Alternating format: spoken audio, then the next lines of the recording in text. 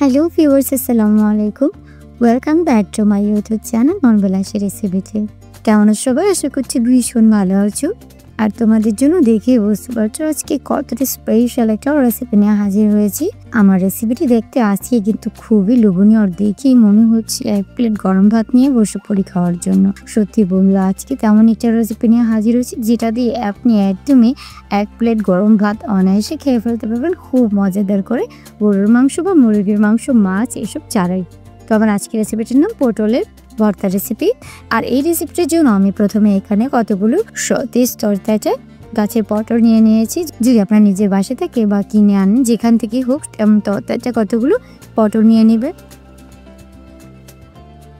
আর এগুলোকে খুব ভালোভাবে এবার পানি দিয়ে আমি এই পটলগুলোকে ধুয়ে পরিষ্কার করে নিচ্ছি।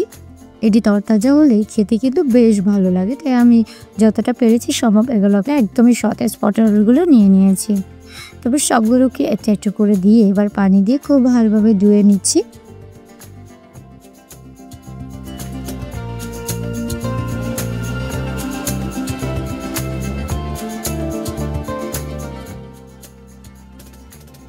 তো এগুলোকে ধুয়ে এবার আমি কিন্তু অন্য একটি পাত্রে তুলে নিচ্ছি।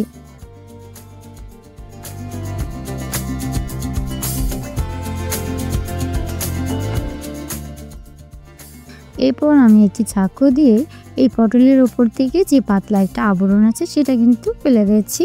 এটা মোটা করে খোসা ছাড়িয়ে নিতে পারে, তবে আমার কাছে এই শক্ত অংশটা থাকলে কিন্তু বেশি ভালো লাগে, তাই আমি ওপর থেকে মাত্র শুধু একটু যে পাতলা আবরণ সেটাই তুলে নিচ্ছি।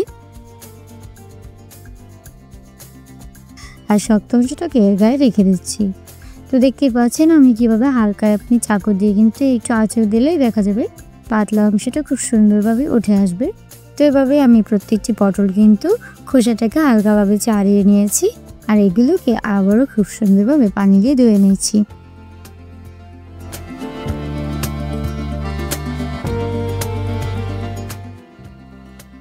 তারপর সবগুলোকে আবারও একটু পাত্রে আমি নিয়ে নিচ্ছি, এবং ভিডিওটা লং না করার জন্য এটাকে কিন্তু আমি স্কিপ করে গেছি। দেখতে পাচ্ছেন আমি কতটা পাতলা করে এটাকে কেটে নিয়েছি। আর এটা দেখানোর কিছু নেই, এটা সবাই কাটতে পারে, কারণ তরকারির জন্য কিন্তু আমরা এভাবে নিয়ে থাকি। তবে আমি এর চেয়ে একটু বেশি পাতলা করে নিয়েছি, যেহেতু এটা আমি ভর্তা তৈরি করবো হাতে মাখানো, তাই এইভাবে ছোটো ছোটো পাতলা করে আমি কিন্তু কেটে নিয়েছি। আর সবগুলো পটল আমি গাড়ি কেটে নিয়েছি। আপনারা অবশ্যই আপনাদের প্রয়োজন অনুযায়ী নিয়ে নেবেন। তো এগুলোকে আমি আলাদা একটি প্লেটে কিন্তু রেখে দিয়েছি।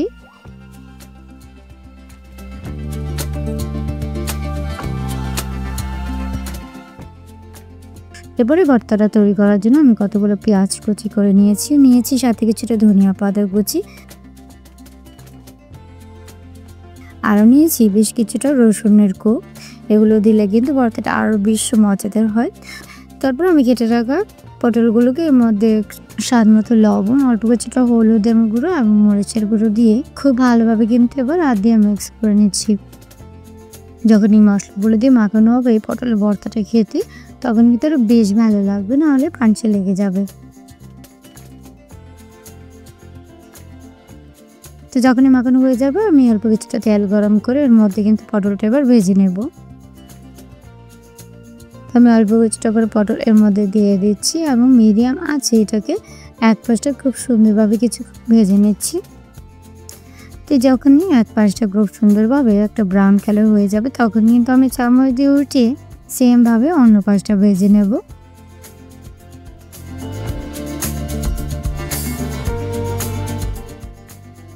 এভাবে উল্টে পাল্টে কিছুক্ষণ ভাজার পর কিন্তু দুপাশটা সুন্দর একটা ব্রাউন কালার আসবে, তখনই আমি এগুলোকে ছাঁকনি দিয়ে তেল জড়িয়ে তুলে নিচ্ছি।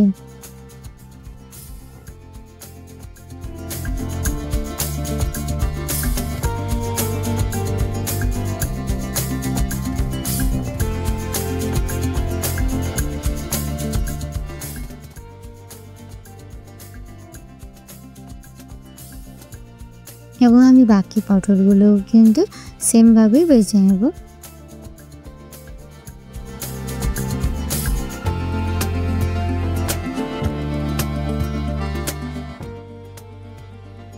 এরপর আমি এর মধ্যে যে রসুনের কোয়াগুলো রেখেছিলাম সেমভাবে সেগুলোকেও ভেজে নিচ্ছি।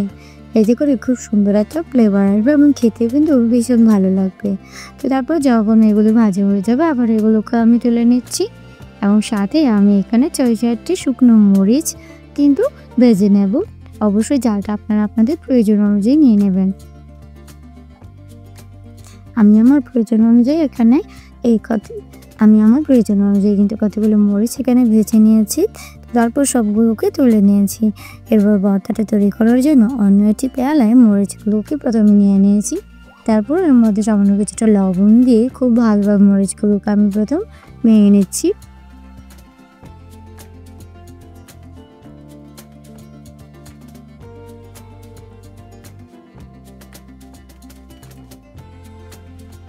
এরপর মরিচগুলো ভাঙা হয়ে গেলে এর মধ্যে আমি রসুনগুলো দিয়ে দিচ্ছি। ভাজা রসুন এবং মরিচটাকে আবারও খুব ভালোভাবে একসাথে আমি মিশিয়ে নিচ্ছি।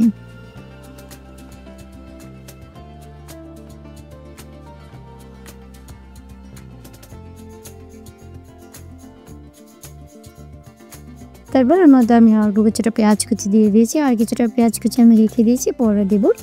এরপর আমি দিয়ে দিয়েছি এখানে সরিষার তেল। অবশ্যই সরিষার তেলটা কিন্তু ভর্তাটা অ্যাড করতে হবে। ভর্তা মানে সরিষার তেল, এতে কিন্তু খুবই সুন্দর একটা ফ্লেভার আসবে। তো তারপর আমি ভেজে রাখা পটলগুলোকে এর মধ্যে দিয়ে দিচ্ছি। আমার হাত দিয়ে আগে পটলগুলোকে মিক্স করে নিচ্ছি ভালোভাবে।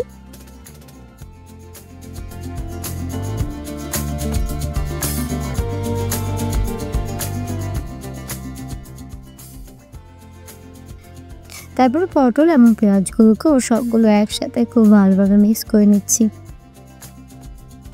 বন্ধুরা, আমার তো এখনই জিভে জল আসছে, কারণ আমি এই ভর্তাটা ভীষণ ভালোবাসি।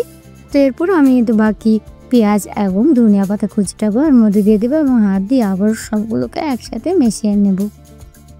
আর এর মধ্যেই কিন্তু আমার এই ভর্তাটা কমপ্লিট হয়ে যাবে। বন্ধুরা, এটা কিন্তু বানানো একদমই সহজ এবং হাতের কাছে সহজ উপকরণ দিয়ে আপনি এমন মজাদার একটি খাবার কিন্তু তৈরি করতে পারেন। আর যে কেউ গরম গরম ভাতের সাথে এটা খেতে ভীষণ পছন্দ করবে। একদমই মাছ মাংসের কোনো নামই নেবে না। তো বন্ধুরা, আশা করছি আমার এই সুন্দর রেসিপিটি আজকে তোমাদের ভালো লেগেছে। আর আমার রেসিপিটি যদি ভালো লাগে তাহলে প্লিজ আমার চ্যানেলটিকে সাবস্ক্রাইব করে দিও। দেখা হবে নতুন ভিডিওতে। অনেক বেশি ভালো থাকবে। আল্লাহ হাফেজ।